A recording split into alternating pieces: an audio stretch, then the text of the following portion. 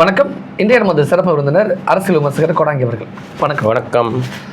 தாவேகா தலைவர் விஜயை எப்பவுமே நீ திட்டிக்கிட்டே இருப்பீங்க.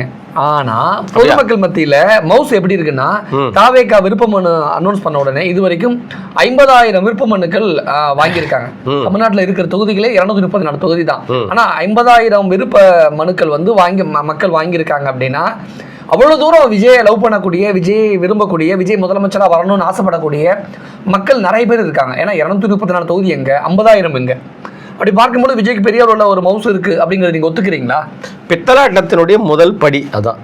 எப்படி மவுஸ்ன்னு நீங்க சொல்லுவீங்க? பித்தலாட்டத்தினுடைய மவுஸ் சார். எவ்வளவு பில் கொடுத்த பில்டப்க்கு டோட்டலா கீழே போட்டு மிஸ்டீங்களா? என்னங்க அநியாயமா என்ன நினைச்சிருப்பாங்கன்னா, நான் ஏற்கனவே நம்ம ஊடகத்தின் வாயில நிறைய முறை சொல்லியிருக்கேன்.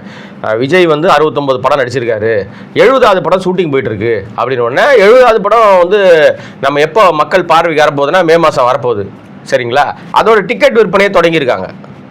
அதுதான் டிக்கெட் விற்கிறாங்கன்னு சொல்லிட்டு எல்லாம் நினைச்சிட்டு போய் வாங்கிட்டாங்க. விற்பனையா? ஆமாங்க, 100 ரூபாய்க்கு கிடைக்குதுங்க விருப்ப மனு. உலகத்துல எந்த கட்சியிலையும் 100 ரூபாய்க்கு விருப்ப மனு வந்ததே கிடையாதுங்க. அப்ளிகேஷன் தான். அப்ளிகேஷனே எந்த கட்சியும் 100 ரூபாய்க்கு வித்ததே கிடையாது. வரலாறே இல்லை. அது ஒரு வரலாறு படைச்சிருக்காங்க. எப்படின்னா 100 ரூபாய்க்கு வித்துருக்காங்க. நீங்க சொல்ற 50,000 டிக்கெட்டை, அந்த டிக்கெட்டுனே வருது பாருங்களேன். பூரா சினிமாக்காரங்களா இருக்கிறதுனால பூரா இப்படி கள்ள டிக்கெட் வித்தே பழகப்பட்ட ஆட்கள் விடுங்க. 50,000 விருப்ப மனு வித்துருக்காங்க. ஒரு விருப்ப மனுவோட காஸ்ட் 100 ரூபாய்.